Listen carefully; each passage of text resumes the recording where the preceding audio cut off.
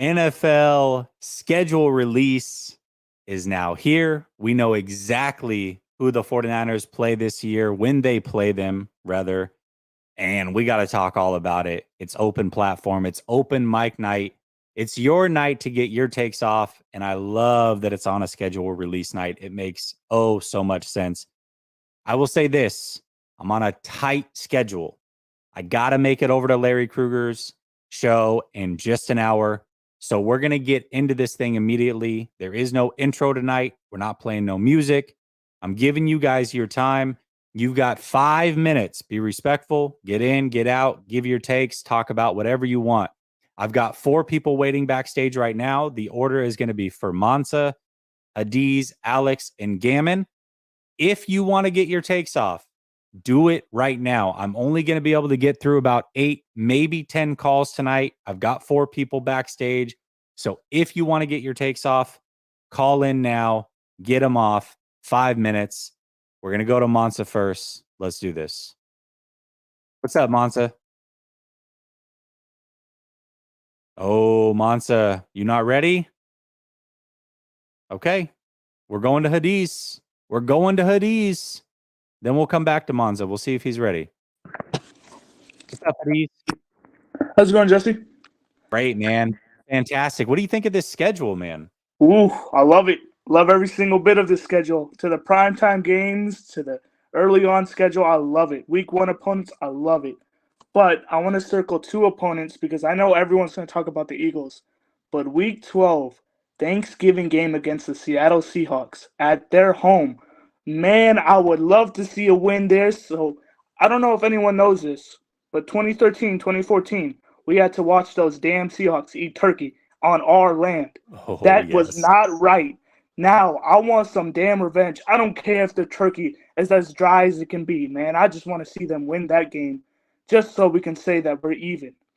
And I think it's the first time they'll play against each other on the schedule. And I think it will be a great game. But I want to know what your thoughts are on this game because this game is going to be really damn good. Oh, it's going to be fantastic. We have a Christmas game. We have a Thanksgiving game. It's going to be awesome.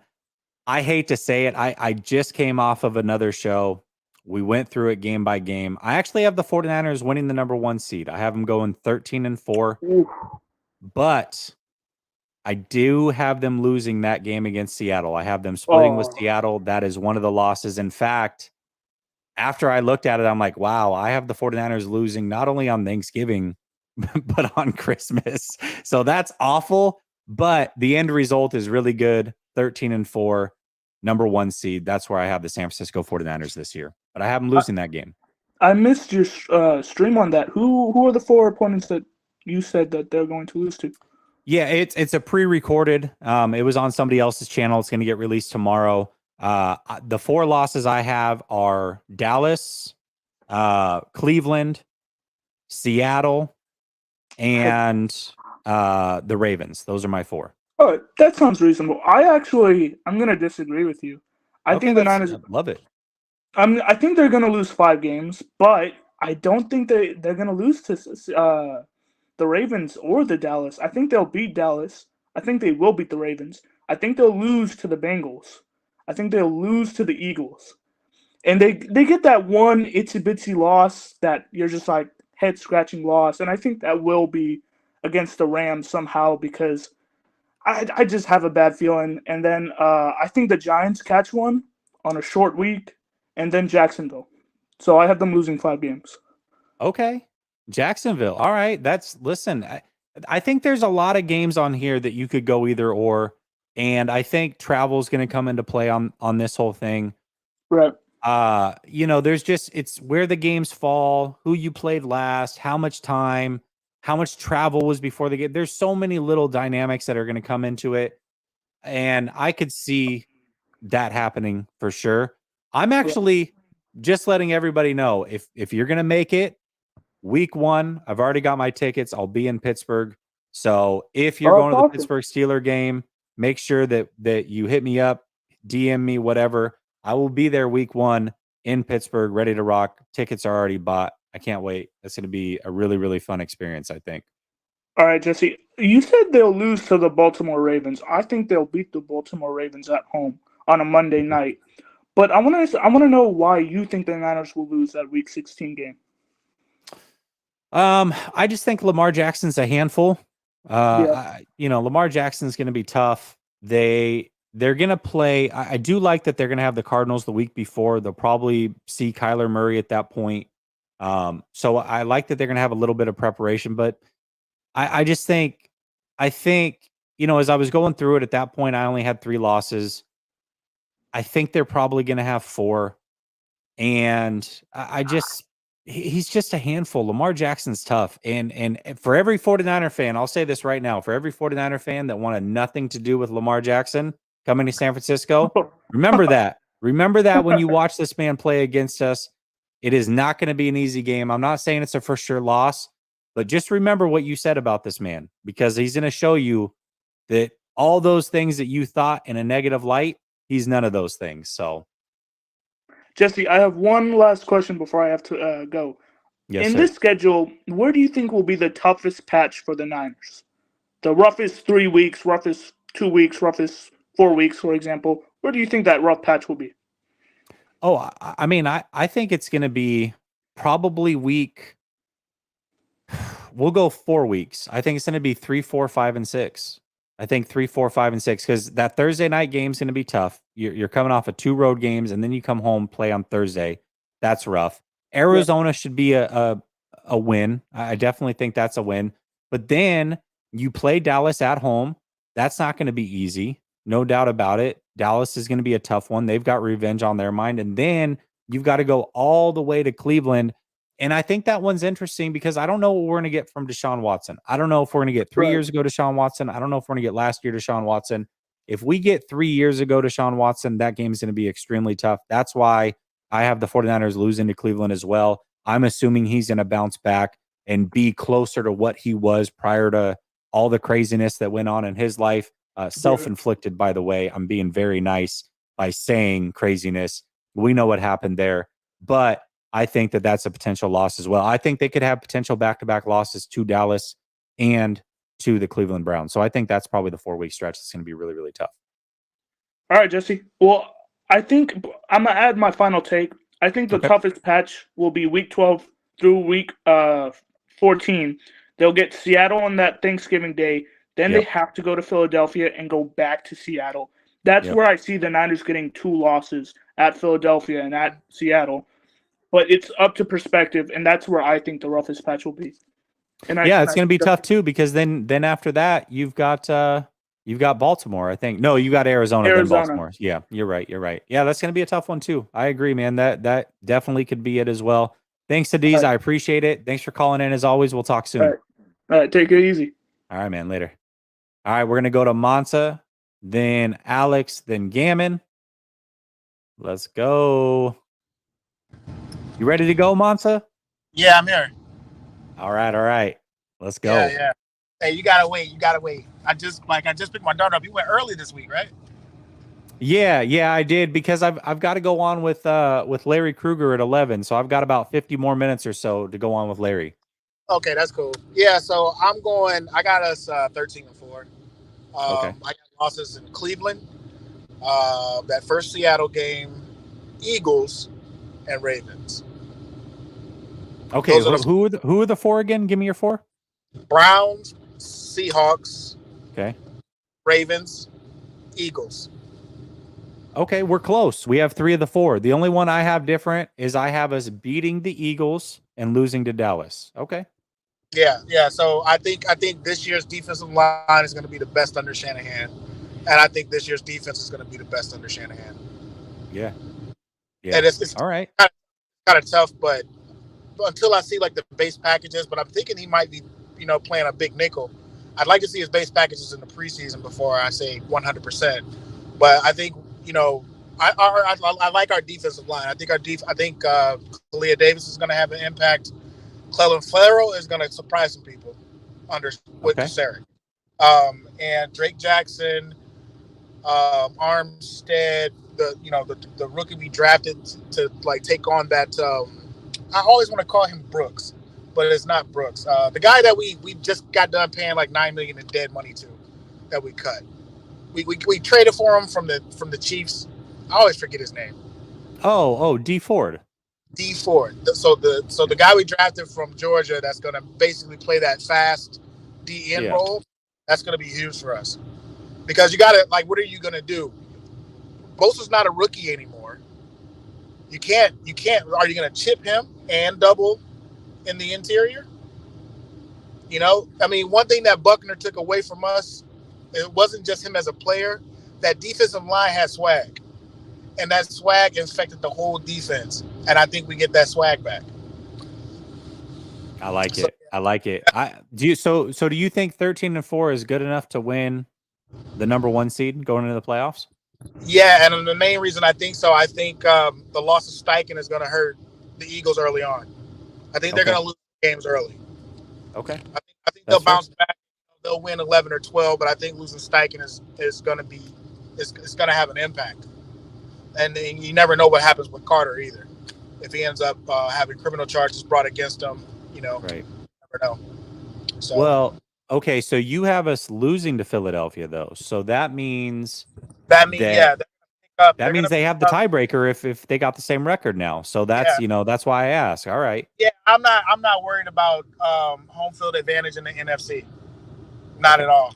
And I think that we play them one time. We'll lose, and then we'll beat them in the playoffs. Okay. Yeah, I like it. I love it. I have a different conference championship opponent. We're gonna beat them in the second round of the playoffs. Okay. I like it. I like it. Okay. All right. Okay. Hold on. So who do you have us playing in the conference? I know way too early, right? But just out of curiosity, it sounds like you've walked through this whole thing. Who do you have the 49ers playing in the conference championship? I honestly have Dallas. Oh, man. I honestly have Dallas. Yeah. Oh. I'm talking major Dallas 49ers conference finals. Ain't had it in forever. It's gonna be in San Fran. It's gonna be yeah. Okay. Yeah, and the way the quarterbacks are going to shuffle around, I think this is going to be like a season to remember. I think our defense is going to be iconic. We're going to have ups. We're going to have a roller coaster with the quarterback. Somebody's going to get hurt. It's just, or you might see a quarterback. You might see Trey get pulled for Purdy and end up back in the starting lineup. Okay. It's going to be some drama attached to it. To that position. There's definitely going to be some drama attached to this quarterback position. Even week 1's going to be drama. When Purdy's healthy, whenever that is, there's going to be drama.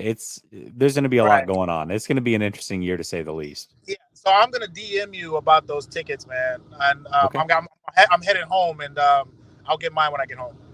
Yeah, definitely do it, man. If anybody's thinking about going to Pittsburgh, I will be there. Would love to see any and everybody. I had to be there week 1, man. I'm very excited for this. Yeah, I wish you weren't pressed for time, man, because there was so much that's gone on since you've been live. I mean, and it's like, like how I get kind of in depth about it, and that whole Trey Lance situation.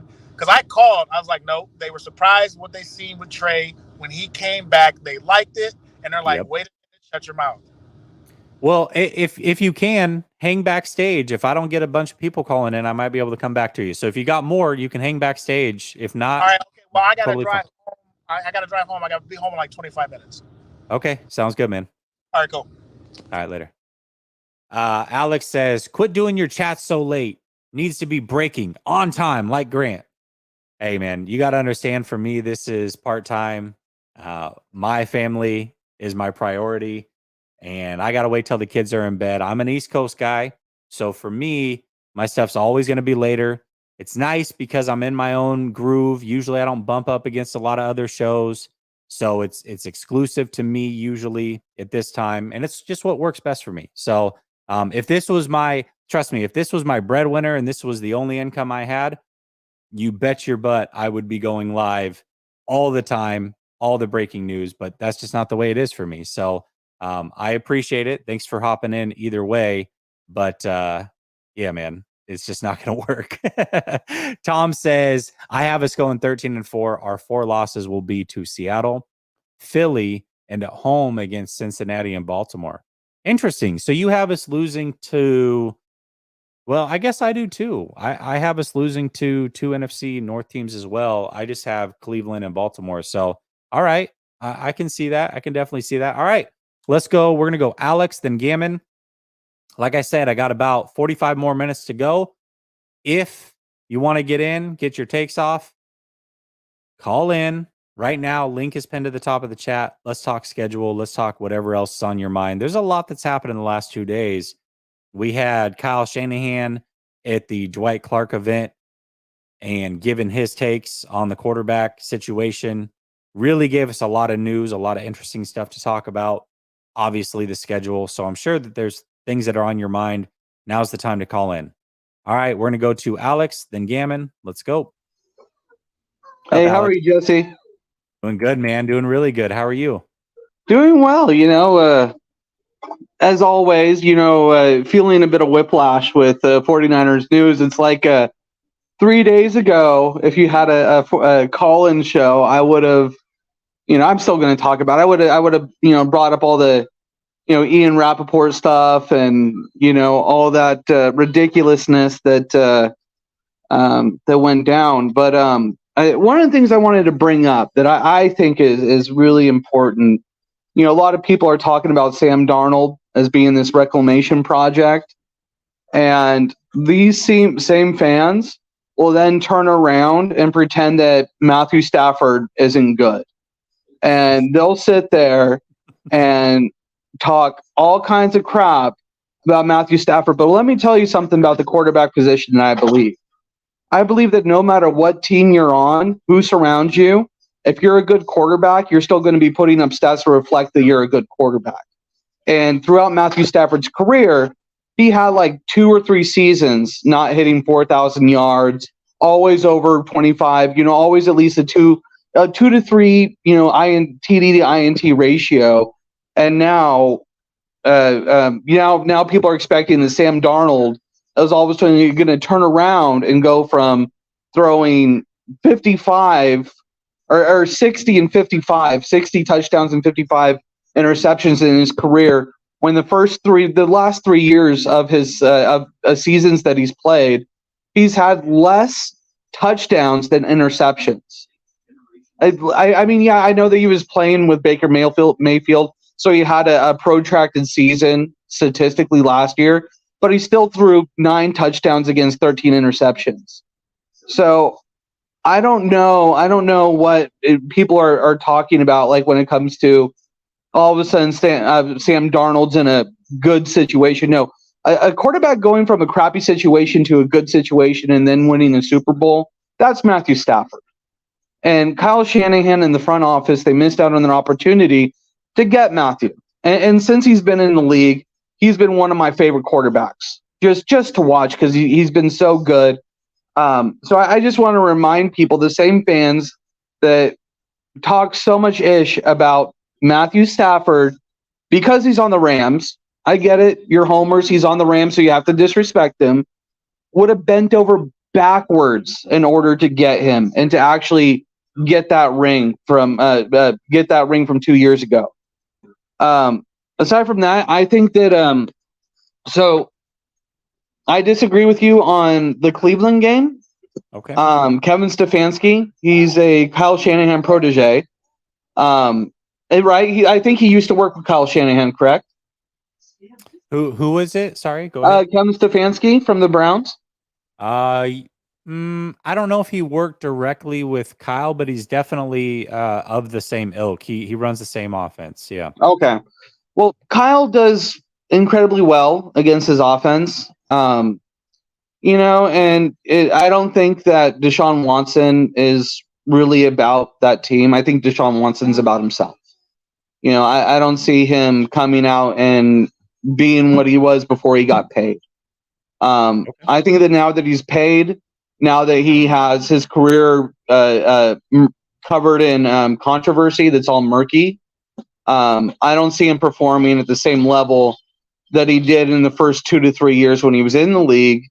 before he went through all this stuff and before he got a fully guaranteed contract.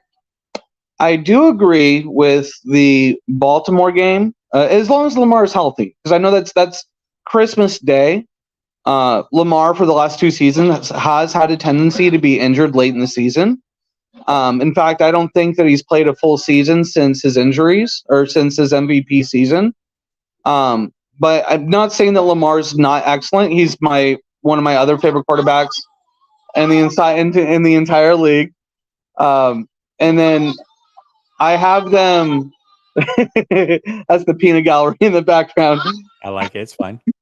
But then I also have Cincinnati beating the 49ers, and I don't have the 49ers beating Philly unless Trey plays. If Trey plays, I have them winning because I think that the front is going to be too much for Brock.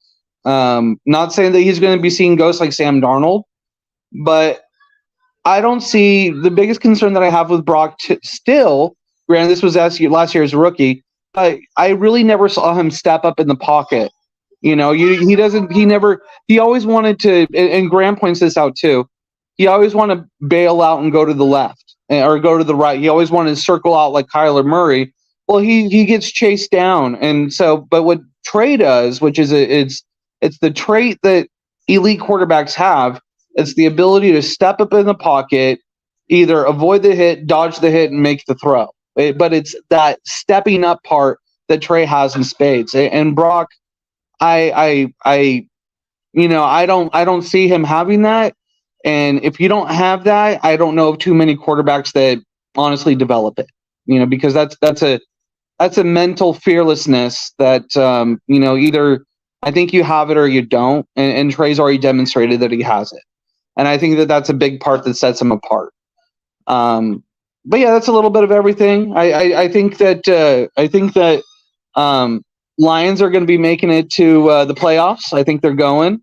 I agree. I think that they're going to be making it at least to the divisional. So I think that they're going to get their first playoff win. And I don't know how many years, but that's just about it. All right, Alex. Hey, thanks for calling in, man. I got a couple things I'm going to respond to you, but I'm going to pull you off screen. I appreciate it. It was a really good call. Here's my thing with Brock Purdy. I agree. Right now, that's who he is. And that's a death sentence in the NFL. Let's be clear about that. If he doesn't figure out how to step up in the pocket, he'll never make it long term. However, Brock Purdy. There's so much to like about Brock Purdy, and he is the thing that I've always said that I like most about him is his mental. I think mentally he's got it all there. I think he is fearless. I think he's got a ton of guts, and I think that is something that he will definitely or can definitely learn over time. My only concern is, and the reason I say he may not, is you are talking about a player who's got a lot of football under his belt. And even with all that football under his belt, he still has that tendency. So that's a little bit worrisome. We're not talking about a guy like Trey Lance who didn't play a ton of college ball. And, this was his rookie year. And so he'll figure it out. Now, we did see Trey Lance not have the best pocket presence necessarily when it came to stepping up in the pocket his rookie year. By year 2, we definitely saw it. He was very, very good at stepping up in the pocket, shrugging tacklers off, and doing the right thing. Now, Brock Purdy's much smaller. He's never going to be the guy to shoulder shrug tackles off, but I do believe he can gain that and he can step up in the pocket and learn that. And if he does, it's going to help his game a ton. I mean, I think that Brock Purdy can bring his game to another level if he can learn to do that. But there is some concern and apprehension to say, hey, he for sure is going to do these things because, like I said, he's played a ton of football. And it's just really, really hard to say that, after all this football, that he's for sure going to clean those things up. And it sucks for him because now he's had this major injury. This is a time where he should be working on those things and getting better and refining things. And he's rehabbing. He's not necessarily going to be working on refining those things. And so if we do see Brock gain that, it may not even be this offseason. It might have to be the next offseason. But if he proves to be the guy, and he can add that to his game, I think that it would be really, really good for the San Francisco 49ers. So we'll see how it plays out. I'm going to bring in my guy Gammon, see what he's got to say. What's up, Gammon? Oh, are you on mute? It doesn't say you're on mute, but I can't hear you. Leave and come back. It does this sometimes. Leave and come back. I don't know. StreamYard's so weird, man. I love it. It's a great app. It's really easy to use, but man, sometimes I'll tell you what. Purdy is throwing towels. Yes, that's that is factual. He's throwing towels, definitely. Raymond says pre-ACL Jimmy had a fadeaway in the pocket before getting hurt. After them injuries, he got happy feet in the pocket. Yeah, that's the other thing. We don't know how he's going to come back from the injury. We don't know how mentally what that's going to do to him. Like I said, though, I really do, and I talked about it all through the playoffs. People question Brock Purdy's mental fortitude, and that was one of the things that I liked about him in college. That's why I thought he should be a third-round pick. It's why I talked about him all the way back in 2021, 2 years ago, before we had the draft. I think that mentally he's there, man. He's strong. He's resilient. He's not afraid of the moment. And that showed up. I think that showed up every step of the way. And so I really don't. My concern with Brock Purdy is really not mental. I think if we could take Brock Purdy and just give him some more physical traits and teach him to step up in the pocket, I mean, he'd be a top 5 quarterback in the NFL. Like mentally, he's got it all, but he's just never going to have the arm strength of some of the elite guys. He's never going to have the size. He's quick.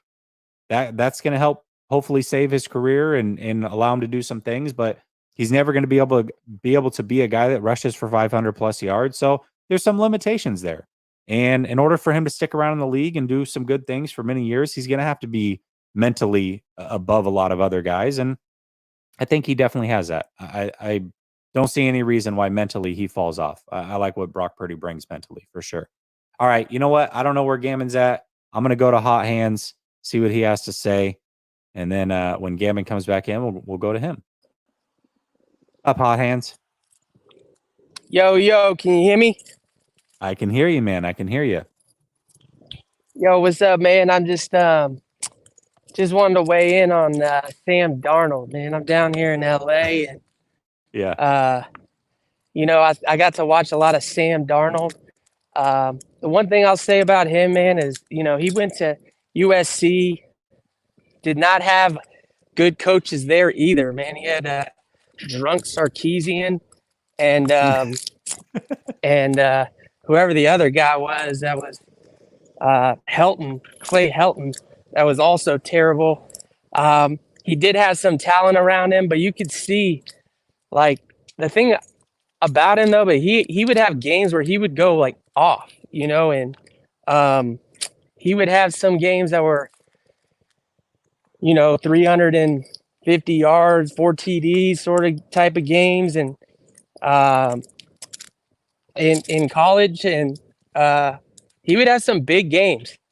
And I just feel like, he's never had big or he's never had good coaching, and he's never really played on a team that had it all together. And I think when you look at the, even just having 5 offensive coordinators over 5 years in the NFL, people kind of just look at the fact that, his stats and his mistakes, and, clearly he's the quarterback. He's responsible for them. But I think you only look at, his mistake. You have no idea if someone ran the wrong route. You have no idea if somebody missed the block. You have no idea what's going on. And, it's not just him that's learning a new playbook. It's the entire team that's learning a new playbook. And, we talk about the talent that he's going to have when he comes over here. And the talent's going to be a lot better. But I think just the fact that pretty much everyone else is getting on the same page, per catch him, and alone is going to limit some things. You know, with Trey, I think probably the experience.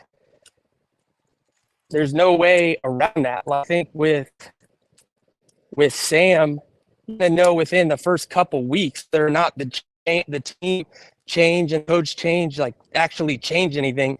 If not, then he's out. You know, because it's not like he needs to work on a lot of mechanics and that sort of stuff. With Trey, he needs experience, and that's going to take time, no matter who he's with. And you know, so for that reason, I'm kind of, you know, reluctant. Even if it was just like a 4-game stretch, what's the point of playing Trey 4 games to sit him for Purdy if those 4 games are not going to be enough to get him the experience he needs, you know, to improve? It's like we're going to suffer through 4 games of Trey Lance getting his feet wet and suffering through, you know, the mistakes and learning and all of that, just to give up his job to Brock, unless he plays perfectly, basically, because I just don't see any way that you can't go back to Brock, and at least allow Brock the opportunity to lose the job, because he's the only one on the roster that's earned the job so far. So anyways, that's my thinking with it. So but I think Sam, my opinion of Sam is I think people are harsh on him. I can't name one quarterback that would go to that Jets team and be successful, man. That team was so bad. Those coaches were so bad. Like no quarterback was going to win there. And he actually, you know, it wasn't great in terms of the stats, obviously, but you know, in the games he played in, I don't know what it was. Like it was like 20 and 30 something, or I can't remember what it was, but it actually wasn't that bad for how bad his teams were. The teams were way worse when he didn't play than when he did. So I don't know. All right. Hey, I have a lot to respond to, and I'm gonna do that. I'm gonna pull you off screen. If you want to hang backstage and listen, you can, or you can go in the chat and respond there, however you want to do it, man. Thank you for calling in. Listen, I don't agree with you, but I like a different perspective. I don't think many people would have the same respect. Actually, I think there are a lot of people that have the same perspective. I don't think there are a lot of people that would have the guts to call in and say it. I haven't looked at the chat, but I'm sure that they're grilling you. And I'm going to grill you a little bit, but in a friendly way, man. Thank you for calling in. I appreciate it. Wait, one more quick thing is, you know, the one thing I just can't understand is like, you know, like, first of all, it's like I look at Trey, like I don't know what he's going to be in 3 years. I agree. You know, clearly he has a lot of, you know, good traits that you look for. But, you know, as of like right now, when I look at him, I just see someone that needs a lot of work in a lot of different areas. And, you know, so for me, when I look at the team and just everything that they've done to basically not their company Trey, and like other players, they treat other compared to Trey the way, you know, they kind of do, you know, do these things off the field that kind of lost him. It was meant to be. It was meant to be. He was cutting out like crazy. Sorry about that, Hot Hands. I would love to hear what you were about to say. Let me say this about Sam Darnold. Here's my thing with Sam. My argument with Sam Darnold is not that he can't play his best football in a San Francisco 49er uniform. That is not the argument. In fact, I would expect him to play his best football in a San Francisco 49er uniform because he's got loads of talent around him. He's got a play caller that likely, I would think, would cut down a little bit on the mistakes, only because he's going to tell him where to go with the ball. And I think that Sam Darnold's probably the type of guy that would listen to Kyle Shanahan. I think there's a reason he's here. So I do think that he can play his best ball. But him playing well does not make him a good quarterback all of a sudden. Here's one thing that I can't get out of my mind. I don't care what the talent is around you as a player. Your decision making is either good or it's bad. And his is awful. Sam Darnold in 55 career starts, 56 total games, has fumbled the ball 35 times. Now, he's only lost 11 of those fumbles. Like, only 11 of those are going to show up as turnovers. But this man is trying to give away the ball on a regular basis. That's 35 times he's attempted to give away the ball. I don't care what the team is around you. Fumbles are on you. They just are.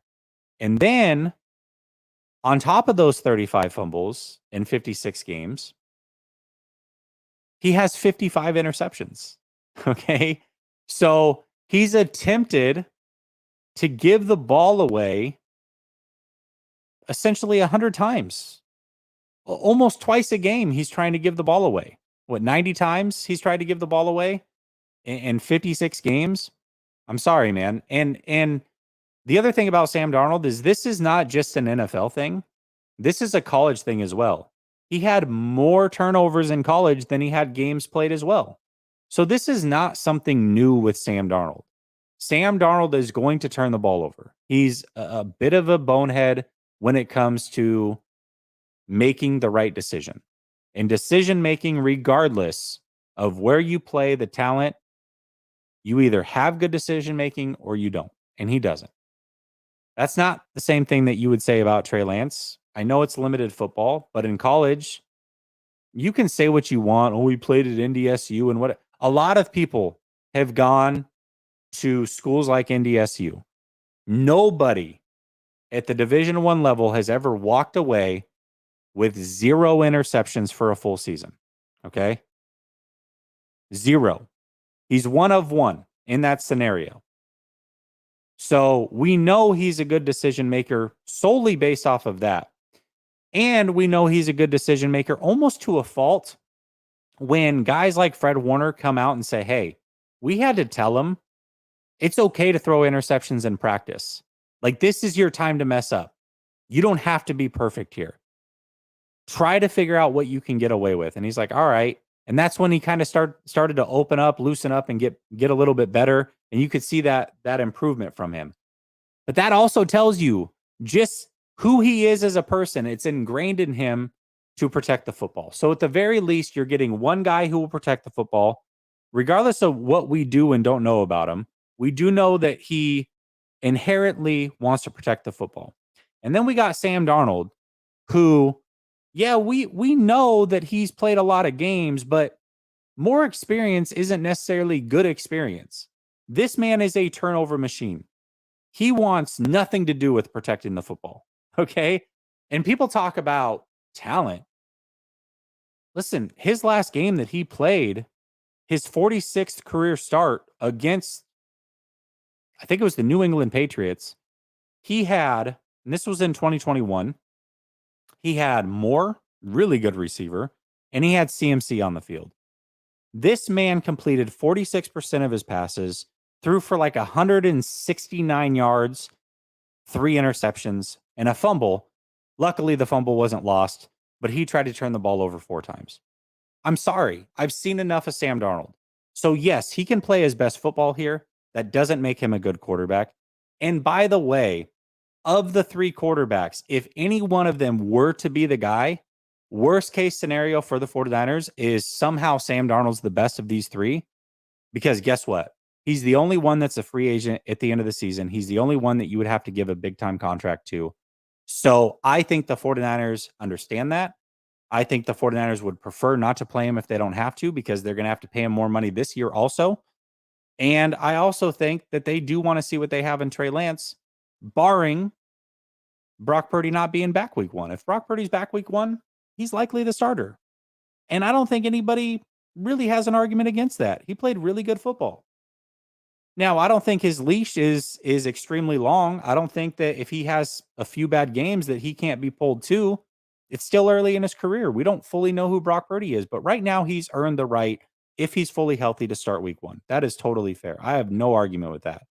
But if your argument is we should play Sam Darnold, who we clearly have a much better picture of who he is than Trey Lance, I can't rock with that. I can't. He's a horrible decision maker. I can't get with it. So that's just me. Appreciate the call.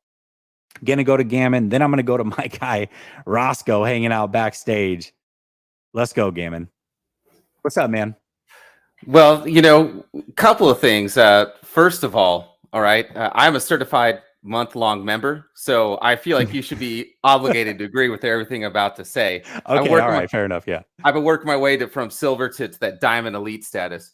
Now, I take extreme measures against what you were talking about when it came down to Sam Darnold, okay? Look, just like Achilles, he was born from Mount Olympus. Okay, and he came down here. He's not born from mortal men. Just like Achilles was dipped in the river Styx, he was dipped in the pools of the river Styx, but only held by his head. So the only thing that's mortal about him is just his brain. That's it. Okay, so let's clear that up. The other thing too I want to talk about as far as the schedule goes, I think what's crazy about playing a 17-game schedule is 1 year you're going to play more home games, another year you're going to play more away games. We have more travel games this year because we have 9 away games this year. Last year we had 8 away games, so we had more home games last year. Also, too, we're 2-4 as far as for winning the first week 1 matchup. Okay. So out of those 6 seasons, the 2 that we won, we went either to the Super Bowl or the NFC Championship game. Last year we lost, but we went to the championship game. Also, too, another neat little tidbit. Oh yeah, by the way, anybody who's here and you've been staying here this long, you may as well hit that subscribe button if you've already been here. That means you're enjoying the content. Okay. But we're playing the Steelers. The last time that we played them, week 1, was actually 5 September 1993. That's when we had Steve Young. He threw 3 picks, 3 interceptions, and we're going up against Neil O'Donnell. And we won that game 24-13. I think that what we're going to do is we're going to hit this. We're going to hit the Pittsburgh Steelers with a Hydra. Okay, this is my hot take of the season. Wildcat offense with Sam Darnold, Purdy, and Lance. Get ready. Get your popcorn together. Okay, because we don't just get all this hot heat sizzling talent out there for no reason. The other thing too is, I think that we do beat the Bengals in week 8. Only because I feel like we're mortal against the best quarterback in the league, which is Patrick Mahomes. But when we're going up against the second best quarterback in the league, which is Burrows, I think that we can tackle that. And then the Eagles, they have probably the 4th best quarterback in the league, which is, who their quarterback is for the Eagles, right? I don't even say his name. And then the Ravens, I think at Knees was right when he said, we'll be playing against Huntley, because Lamar, who's the 3rd best quarterback in the NFL, will be injured in December, which really means Josh Allen is your 5th best quarterback in the NFL. I like how you did. This was good. I like how you put this together, because I know you were in the chat yesterday when we were talking about this, or 2 days ago. So that was very well done, Cameron. Go ahead. Absolutely. And, I really also too, shout out to Ryan G. Hensley out here, because he decided to bring his big boy pants. He wasn't scared to go and say that we weren't going to lose all season.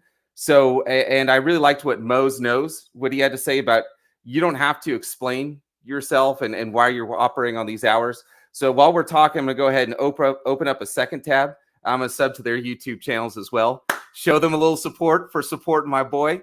But yeah, I just want to I just wanted to kind of get your quick thoughts. Do you think that we beat the Steelers week 1, or do we end up going 2-5? Well, really all I got from that great, well thought out rampage that you just went on is that in order to win week 1, we need a quarterback that can throw with 3 interceptions. And Sam Darnold just might be the guy. Maybe I've had it wrong the whole time. I did say fumble. Steve didn't fumble the ball. Steve didn't fumble the ball. All right. Maybe he's not the guy. I don't know. But yes, I think that we go into Pittsburgh and we win week 1. Listen, their quarterback, tiny hands, 2 gloves, whatever you want to call him. He's in a struggle against this defense, man. I think it could get really, really ugly for him. I think he might be the one throwing 3 picks on opening day at home. Yes, we're going to beat the Pittsburgh Steelers. Speaking of tiny hands, guess which one of the 3 quarterbacks that we have, not including like Allen and the guy that we got from the XFL, but out of the 3 quarterbacks that we have, guess which one of them has the smallest hand size? Trey Lance. Yep. Guess who has the largest hand size? Brock Purdy. That's right. Isn't that interesting? What a quinkadink. Anyways, brother, I appreciate your time, man. All right, man. Thanks for calling in, Gammon. That was good. that was really well thought out. Really well thought out. You'd have to go back to Tuesday's show to know what he was doing there. That was awesome. Joe E says, hoping for the best at 13-4, bracing for the quarterback questions, inevitable injuries, travel, mobile quarterback struggle, and always the crap the bed game. Losses to Seattle, Dallas, Jacksonville, Philly, Cincinnati, Cleveland, and Baltimore. Hope I'm wrong. Ooh, man. All right. I respect it. It's bold. It's really bold. Mike says it has a lot with the team, a lot to do with the team. I don't know. Development, drive, and player himself, and the support. Sam is, at best, our quarterback 3. Sam is good, but Trey and Brock are better. West Coast said that Josh Allen and Sam Darnold were basically the same player their first 2 years. Josh Allen's situation improved, and Sam's never did. That may be true statistically, I guess. But to me, I mean, I ended up being right here. But to me, coming out of college, Josh Allen was by far and away the best prospect coming out of that draft. I mean, he had superstar written all over him. I've said this many times. I ate crap for 2 years listening to people tell me how wrong I was about Josh Allen, and he proved me right in a real big way. I never saw that in Sam Darnold, me personally. So if we have to revert back to the first 2 years, I'm also going to talk about them as a prospect. Josh Allen was way up here as a prospect, and Sam Darnold was way down here as a prospect, in my opinion. So that's the way that I had it coming into the draft with those guys. All right, I'm going to get to my guy, Roscoe's Chicken and Waffles. What's up, Roscoe's? Jesse, you hear me? Yeah, I got you. Go back to that comment where the dude had us in all them losses. Okay, let me see if I can find it here for you. Oh, actually, I think I got it. Nope. No, I don't. Hold on. You had a lot of losses for us, man. And I know that this is a pet peeve of yours because you don't pick losses. Here we go. Okay. So basically, he has us. What? Seattle, Dallas, like basically, see, this is what I hate when certain fans do, is that they try to have us lose to all the good teams. Like we're not an elite football team. Like we didn't go on a 13-game win streak last year. Like we don't have a top defense. As much as I respect Seattle, and they are going to be good. They're going to be very good.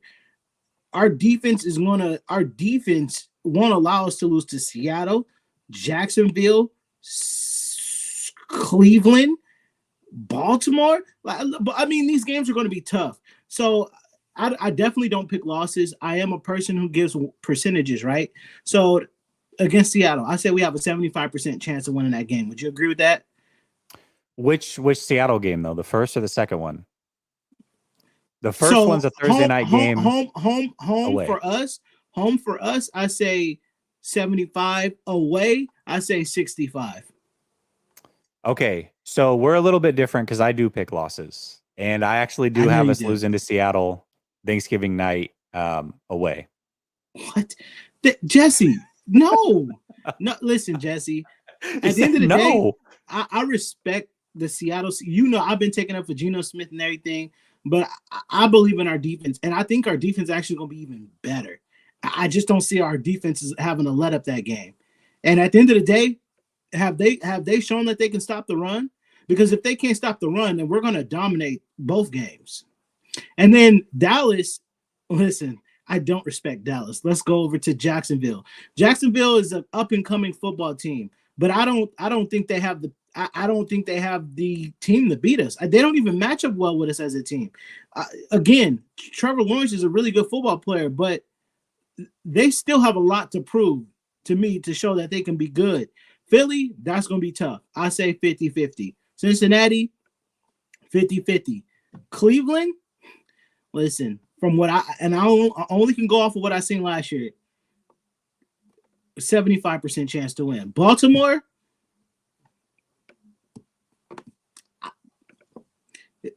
60-40. Okay, I thought you were hesitant on that one. Okay, but I didn't even come up here to talk about this, but just seeing 1, 2, 3, 4, 5, 6, 7 Jesus. Casual. But listen, I'm gonna give 20 seconds. All I'm gonna say is Deshaun Watson was turnover prone in college. Matt Ryan was turnover prone in college. I don't using Sam Darnold's college numbers without context is not fair, Jesse, which we talked about. At the end of the day, Sam Darnold lost Juju Smith, Darius Rogers, and who else we have? It was Juju Smith, Darius Rogers, and Deontay Burnett. Deontay Burnett was the only one to return. He had a quarterback that switched to receiver in Jalen Green, who couldn't catch. And then we had Stephen Hawkins, who was an okay receiver. He had a line that couldn't block. So it was just him by himself.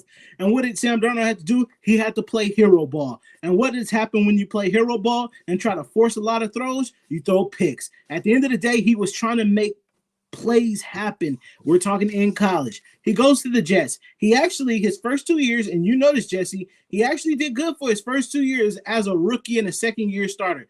Especially his second year, he went 7-6 as a starter. If he wouldn't kissing certain people, he probably would have got the Jets into the playoffs because he was 7-6 as a starter. Jesse, 7-6, 19 touchdowns, 13 interceptions. I would think to you that's good for a second-year quarterback with a trash team. If you look at the following year, you will not be able to tell me who his best receiver was. Who did he have? Because Crowder was injured. Robbie was gone. They drafted Mims, is he in the league still? They literally didn't give him no weapons. I knew it was going to be trash. I knew his time in New York was over. They didn't give him nobody. They set that man up to fail. In Carolina, the first couple of games, they actually had like a 4-3 record, 4-2. He did have a really bad game in one of those stretches. Lost McCaffrey, it was over from there. Following year, he comes in, saves the day from Walker, because I think Walker got hurt or something like that. Of course, Mayfield was trash. He actually went 4-2 as a starter, almost got the team in the playoffs. Yes, it was mostly because of the run game. The run game was the key factor in it all. But Sam Darnold lowered his turnovers to 7 touchdowns, 3 interceptions. He actually went toe-to-toe with Brady in that big game versus the Tampa Bay Buccaneers to basically see who's going in the playoffs. But Brady went to GOAT mode and had 5 total touchdowns. So at the end of the day, listen, Sam Darnold do have talent. Now, who do I prefer? I prefer Trey Lance, and I'll need to see more Brock Purdy, but I love me some Brock Purdy. So I do definitely prefer those two quarterbacks. But if we're talking talent-wise, it's Trey Lance, Sam Darnold, Brock Purdy. At the end of the day, with all this talent that we do have, and as you've seen it with Geno Smith, we've seen it with Alex Smith, the beginning of your career, it happened the way it happened, but it doesn't have to be the end of your story. Those guys rewrote their story. They finished it out, and Alex Smith had I thought he had a very good career from the time he went Harbaugh to the Chiefs, and then I also thought Geno Smith, comeback player of the year, 30 touchdowns, 7 interceptions, or 70% completion, amazing. This is what Sam Darnold had before is not his final story. He possibly can write it, and that's my time. I went a little too long, but I had to say it. All right, I'm going to respond to you. Thanks for calling in, Chris. I enjoy this show so much, Jesse. I appreciate you, man. I appreciate you. Hey, look out too. He's putting together a schedule release video. I'm probably going to drop it on this channel. You know what? I'm glad that he came to the right conclusion, which was out of the 3 quarterbacks, Sam Darnold should be the one that we are least excited about playing, because ultimately that is the point. That's the way that it should be. He's 25 years old. Sam Darnold's story doesn't necessarily have to be written, but I don't want to see it written in a 49er uniform. We got other quarterbacks that I would much rather see. 2 other guys that I have no clue what they are. And we got to figure out if either of those guys can be the quarterback.